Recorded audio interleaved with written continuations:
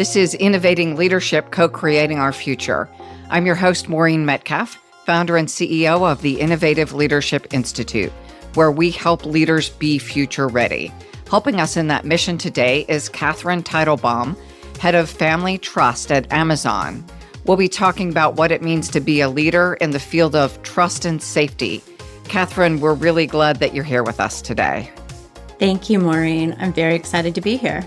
So let's jump in and talk about what is your role at Amazon for people who don't know what even is the field of trust and safety. Sure. I've been with Amazon for just over 6 years, and it's an amazing job. I'm head of family trust for Amazon Kids. And what that means is I get to advise on a wide variety of projects to help kids learn and create and grow. It's very rewarding for me in particular, as I am a former teacher and I am a parent. So I love talking to parents and helping them understand how our products, from Kindles to Fire TV to Echoes, are built on a foundation of trust and safety so that they can be really comfortable using them in their homes and with their families. Beautiful. So I want to go to trust as a general topic, and then we'll narrow the funnel and talk specifically about trust and kids and safety at Amazon. Okay. So this is the field you chose to work in after being a teacher. Why is trust so important for leaders and for you personally?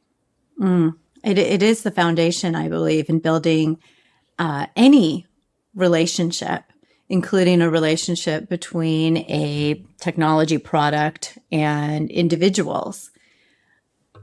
I believe with trust, you can leverage that foundation for all kinds of creativity and expression. For example,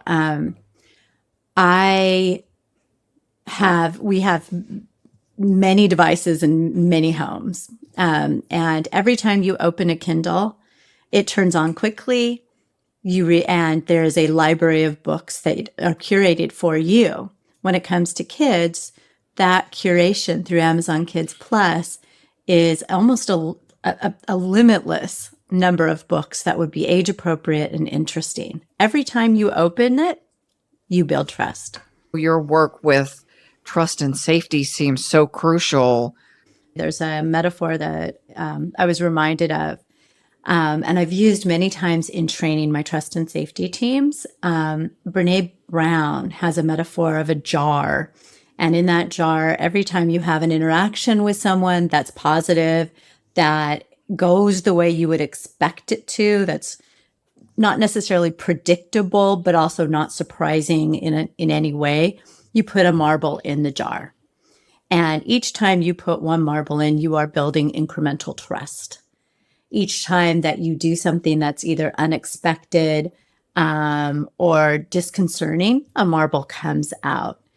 And especially when you are working on a product or for a company that's as large as Amazon, it is really important that every interaction, while it may be just one interaction, every time you open the Kindle, every time you turn on your Fire TV, does it work the way you expected? Well, we built some trust in our products there. For me with Amazon Kids, every time that you ask Alexa, your child asks Alexa for a story and it's an age-appropriate story, we have put another marble in the jar of building trust with our families. And it is crucial for the success of our business. And, we are also in the business of creating delightful experiences for children. And so we're meeting that metric as well. Now, I imagine, and going back to my story, Mike consistently put marbles in the jar every time he showed up and had a community engagement. He worked for United Way prior to that role, so he was well known with an organization that had a positive community reputation. Mm-hmm. My assumption is one bad situation, so the Kindle doesn't come on, that's unfortunate.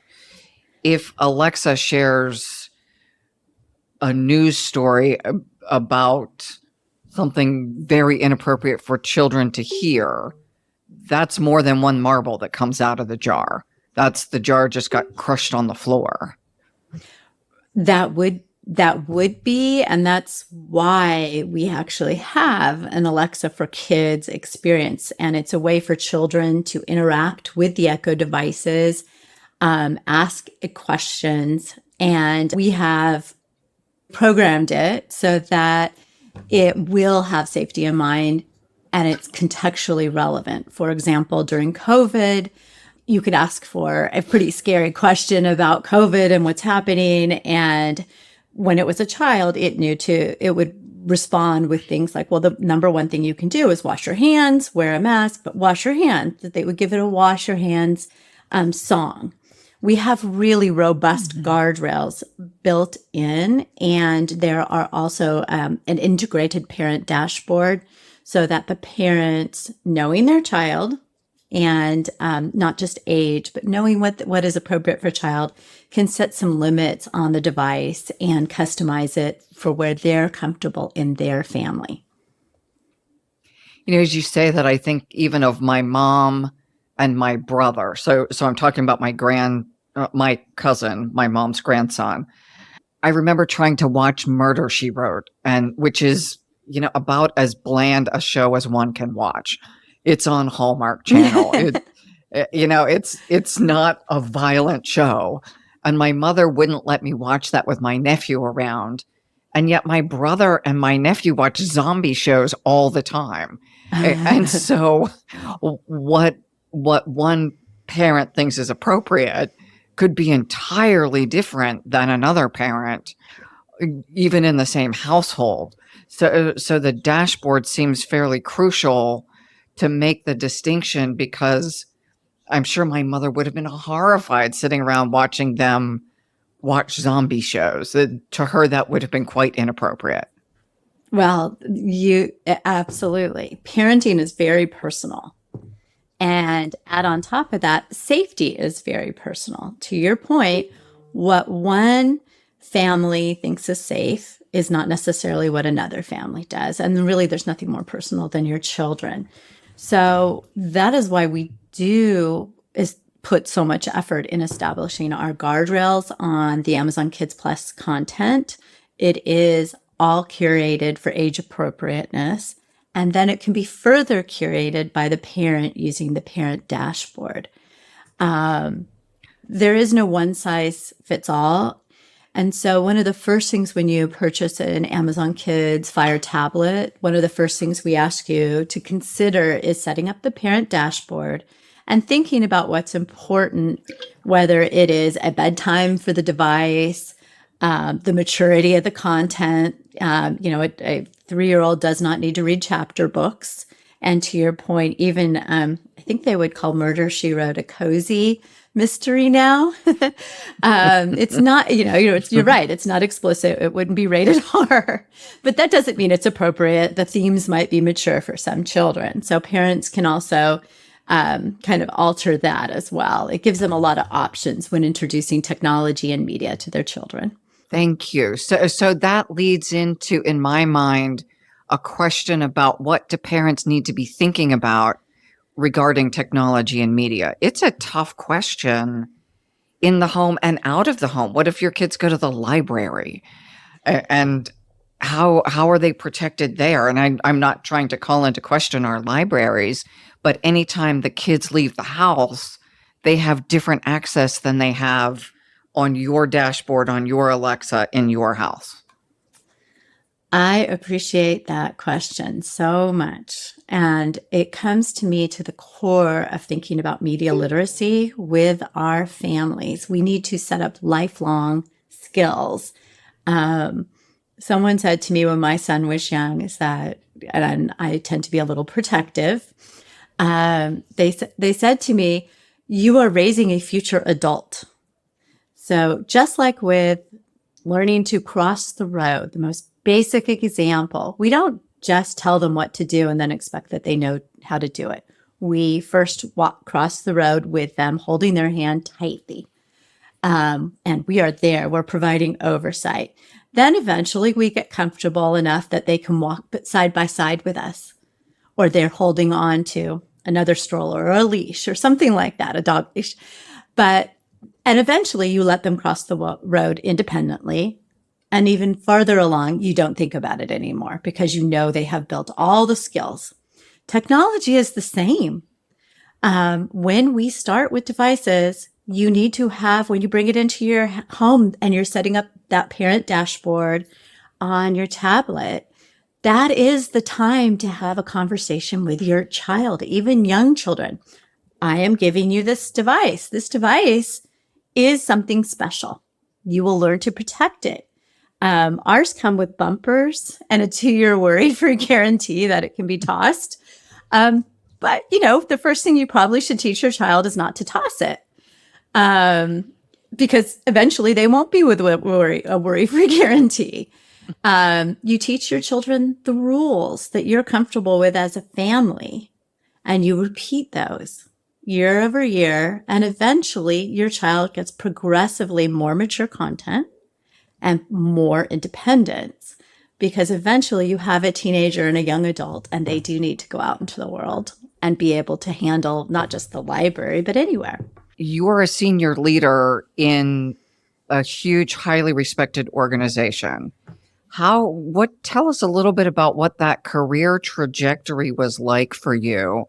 And what I would love for our listeners to be able to hear is we often see somebody in a big role and we just assume they had this easy path, they were born into the role or something. We often don't think about the twists and turns. And what is the superpower that helped you navigate the challenges? I could not have planned this career. I was an elementary school teacher. There were a series of, now when I look back, fortuitous events. And if I have a superpower, I think looking through the string of events, I was open to opportunity and I wasn't afraid of change. And I can tell you a little bit more about that, in that when I started teaching, there were a glut of teachers and not very many jobs. So I took the job that was available to me, and it happened to be in Redwood City in Silicon Valley in the 90s. And there was a lot of innovation happening, and this school had a technology grant. Within a few short years, I had so much invested in me, I became a leader in technology because I was willing to use the technology of the day in my classroom. And if you were willing to use the technology, you had a master teacher. And as a new teacher, that sounded great to me, having somebody else in the room that knew what to do. I became, like I said, an expert in technology and education, and later a technology coordinator. And after, I think about 5 years of doing that, I brought my middle school kids to Silicon Valley for the day. We went to the tech museum, and we ended the day at Yahoo, which was a startup at the time. And I had become very intrigued by the way that technology empowered my students, the way the internet connected them to people and ideas outside of their real world circles. So while my students were in the purple conference room eating treats, I was being pulled out and being kind of questioned by employees about what we would now call content appropriateness. A quick conversation ran something like this, like, can we share Major League Baseball stats from the official Major League Baseball sites? And I was, sure, why not? Kids like stats. And then they followed up with a question about advertising. There's advertising top, bottom, center on those sites. And it's the same type of advertising that might be on television. So beer. And I had a moment of realization that this was going to be a little bit more complicated. And we kept talking. And by the next school year, I had a job offer to do just that, to explore that conversation about content appropriateness, which is the core of what is now called trust and safety. Fascinating how your career path evolved as the world evolved. because trust and safety in technology probably didn't exist in the 90s. It did not. And I do remember having a conversation with my grandmother saying that I was going to do this. And her response was, but you have tenure. And I was going also to what was a startup, basically. It sounded fun. It sounded energizing. And I was very aware that if I was able to make decisions and have a positive impact at the scale of this internet company, it was in 1 year going to be more than I would have an impact on, hopefully positively, in my entire career in teaching. But yes, this job has evolved as the world has evolved, and technology continues to evolve. One of the things I love about trust and safety is no 2 days are the same. Every day is different.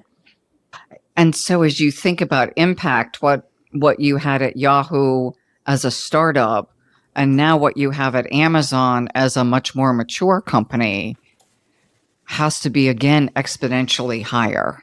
Yes. And that's humbling when you say that. We don't necessarily want to think about that every day, but it's amazing also to think that I get to work on a product that tens of millions of parents and kids tell us that they love. We get to help more families, and we get to take this. We have 10 years now with Amazon Kids of putting safety first and listening to our customers. And so now we get to apply it to a whole new wave of emerging technology and experiences.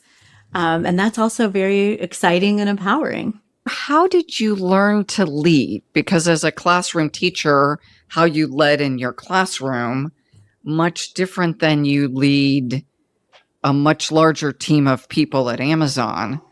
Where did those skills come from? I would argue that teaching is a fantastic training ground for management. And I have hired many, many teachers over the last 20 years. And I think it comes from the core of how I think about people management. And that is, I think about it as mentorship. I look at the opportunities I have to teach. I look for opportunities where I have to grow someone else's career, just like I grew someone else's academic skills. And there's nothing that makes me happier or more proud than seeing people who I have hired early in their career now become leaders across the industry. That does sound incredibly rewarding. And I love the link between where you started and where you are now, and how you are able to carry those deeply held beliefs and skills through your career. I think that we are all better leaders when we come to our jobs authentically. And I didn't really have a choice. When I left teaching and came to Yahoo, I came as a teacher on a field trip. And it was a small enough company when I was hired, everybody knew I was that teacher. And it came with some biases I had to overcome, such as they thought I was constantly being told I was very patient. You must be very patient. And you must be very nice. And while I think I am relatively nice and I am relatively patient, I'm also curious. I'm also smart. I'm also ambitious. I'm all the things everybody else in the room was.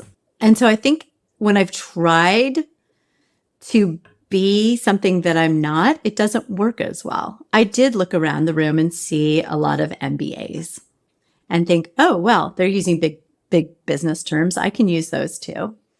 I did also try to come less as my personality. My personality is still that teacher, I guess, or the teacher was the personality. I was less effective that way. You can't imitate, when you're a non-technical person, you can't imitate that you're a technical person. As a person without an MBA, I can't pretend to have an MBA. We start our leadership training in every program for the leaders to self-discover vision and values. So really playing on what you're talking about, who am I being, so then I can do the doing. But if I don't know who I am and if I'm not being authentic to myself, and that doesn't necessarily mean that I can't wear a suit because I prefer to wear yoga clothes. There are times that I don't get to be authentic. So there is a balance there. But coming from knowing what my values are, that trustworthiness and giving back and impact are crucial, and I don't take on opportunities that will compromise those, or not knowingly anyway. And so listening to your focus on authenticity, knowing who you were, and experimenting with trying to be different and returning to this is who I am and what makes me special, I think is a really important lesson for our emerging leaders and many of our senior leaders, because we've been told that leadership looks like this. I was coaching someone and the guidance was he needs to be more leaderly. He was a palliative care doc. His whole being was around helping people die. What does leaderly look like for this very precious man? It wasn't the same as Bill Gates or Warren Buffett. You can't lift and drop, and both of those are men I admire. They're just not the same as this palliative care doc. And how I think part of it is a requirement for the organization to really balance what they need with the individuals they select, and allow the space for the most talented people to bring themselves to work, not have to put on the costume to show up. Yeah. I have a story that may illustrate, if I can. Yeah. When I was early in my technology career, I was conscious of the fact that I didn't understand how the technology was built. I was learning that. And I had big ideas, and I was a young product manager, and I wanted to do interesting things. I would come prepared to my meetings, trying to show how smart I was and how prepared I was, and that I was a good problem solver. So I came with technical solutions. Now, we've already established I'm not a technical person. So those suggestions kind of landed with a thud, as you might predict. I think I was several months into repeating a pattern of these not going very well, me getting frustrated, my team getting frustrated, but also not making progress, when a very senior engineer took me aside and in the kindest possible way said, "You're not an engineer. And you don't understand engineers. And if you don't understand engineers, you're never going to be successful." And I think I was wide-eyed, humbled. Also, I said, "Well, what do I need to do differently?" And he said, "Engineers like to solve problems. And the larger the problem, the more complicated a problem you can bring to us, the happier we're going to be and the harder we're going to work for you. Give us a goal and we will meet it." I have not forgotten that example. I was not trained to solve those problems, but they were. And as technology has changed, as I've changed companies, and as you say, I'm in a very large company now, it is amazing to see the size of the problems that we bring to engineers. And that's still true. They get very excited when they get to solve a big problem like that. What I'm hearing is a couple of things. Put the work where it belongs. Yes. Let people do what they're really brilliant at. And yet we come in with this sense of imposter syndrome or some story in our head about what it means to be a good leader. For me, it's I've got to work longer hours. And what that ends up being is I'm in the way and I'm tired the next day and less effective. So it's hard to extricate that story of what good looks like from my behavior. And I have fought some of that my entire career. And yet, as I listen to you, your willingness to take mentoring, coaching, whatever word you put to it, to do the work to change your behavior, even if your story was still, I need to be as smart as they are, that you made the change and carried that forward for the rest of your leadership time. Yeah. And I think, if you think about my realizing what I wasn't there to offer, the technical skills, I was there to offer the vision. I was there to be the person in the room, as I am today, representing the interests of families, kids and children, our customers. Everybody at Amazon Kids is in charge of, safety.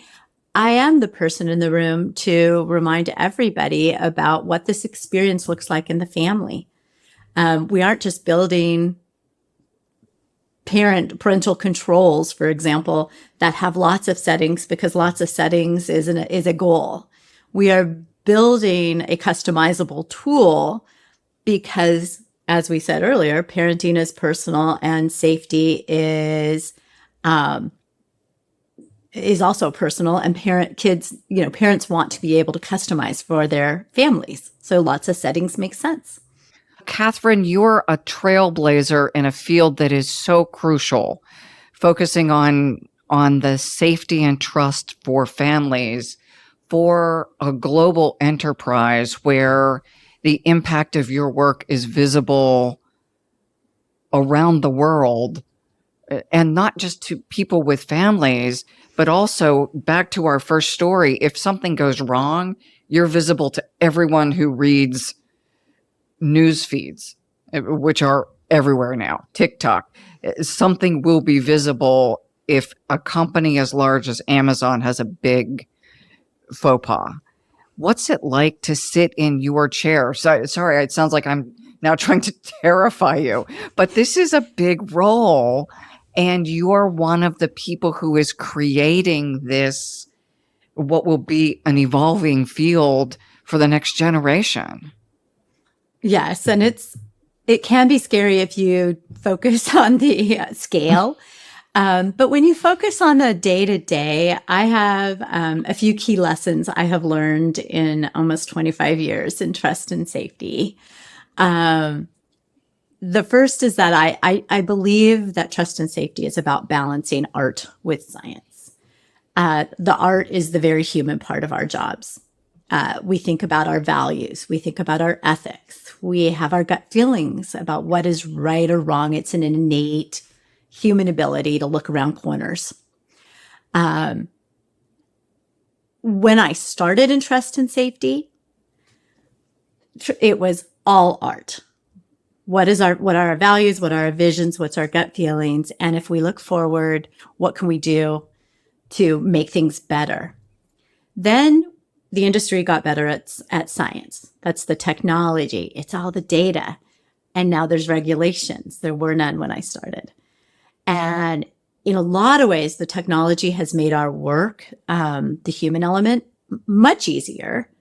The tools we use to do our work are better than I could have ever imagined. The technology can predict, it can prioritize, it can do some of the repetitive tasks really, really well. But the art of trust and safety is still as necessary as ever. Our human judgments are uniquely complex, nuanced, and as you mentioned, Maureen, the playing field is constantly changing.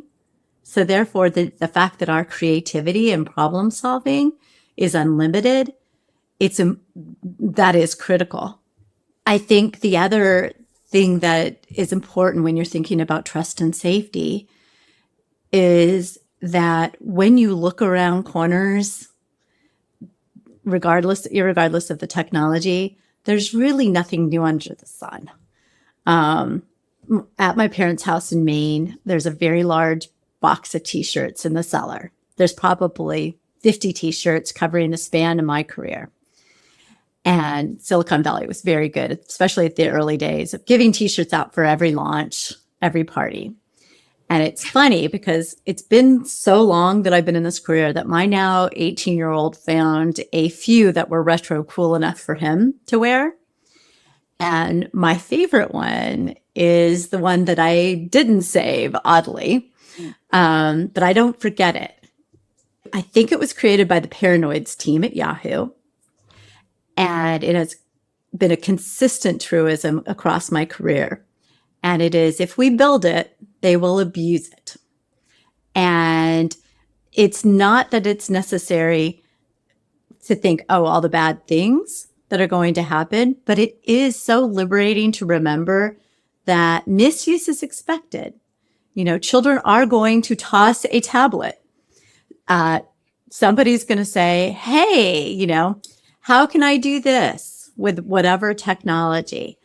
And for me, it's a great reminder not to panic, that it's possible to have a sense of humor, to remember the toddler throwing or testing when I approach my work. And humor is part of resilience and longevity in a career. As you're talking about the Paranoids team, it is and I'm adding that to then your comments about nuance. And I hear you being very positive, but I also hear the realism of risk management. So the juxtaposition of, I know that people do stupid stuff. Some of them do stupid stuff just because they're tired and hungry. Others because they're really intentionally pushing limits and building a system that has, in some cases, soft guardrails, but in other cases, you've got cement walls, right? That bad things should not happen to children. And we need hard guardrails to ensure that they are protected, and being able to balance nuance and free speech and all of that with safety and protection. It feels to me like the job can be incredibly complex. The job is incredibly complex because people are complex. And we are dealing with tools that people use in all the variety of ways that people are going to. And I think one of, I guess my second superpower would be resiliency. There are limitless ways that you could focus on the negatives that people do, or the way that they experience life, the way they comment. We could just focus on that and say, wow, you know, everyone's bad. But instead, and this is one of the things I love working on a product that's for kids with such guardrails, is that we're thinking about, okay, how do we teach people, a future generation, and how do we ensure for families that they are bringing technologies into their home, that they are feeling safe, and, like we said, have small, everyday trust building experiences with these technologies, so that we have a generation that can feel like, oh, I can create using these tools and I can share it because I have learned from my parents and the products I've been using how to do that in a safe and responsible manner. And I believe that unleashes more creativity and more positivity.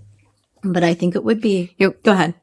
Oh, I'm just thinking of the word psychologically safe or psychological safety, that you're creating a space that is safe for them to learn and grow. And in unsafe spaces, we're less inclined to be creative and experimental because it's not safe. And that is why having thoughtful trust and safety is core to having a successful product. Because it doesn't matter how exciting it is if it's not safe. You are right. Thank you for being the person you are and just exuding positiveness and solid judgment, both. Thank you. Because you sound like most people are trustworthy, and I'm maybe on the more pessimistic side, that a lot of people are trustworthy and they still do things that we wish they wouldn't. And we need to manage for that. And it seems like you have a beautiful balance of both of those, and it pervades everything that happens with Amazon Kids. Thank you. So how would, say I'm a young professional and I want to learn about you or even the field of trust and safety. I realize someone can go to Amazon.com, but that it may be hard to find you there. Well, fortunately, we have launched a digital well-being hub on About Amazon, and you can learn all about family trust and our products there. And if you want to find me, I'm on LinkedIn at Catherine Beth. Thank you very much. This has just been a delightful conversation, and I appreciate you sharing more of who you are, because as we think about what makes good leaders, if the who is good, then the behavior is going to be effective. If the who is bad, it doesn't matter how, quote, technically effective the behavior is, the outcome's still bad.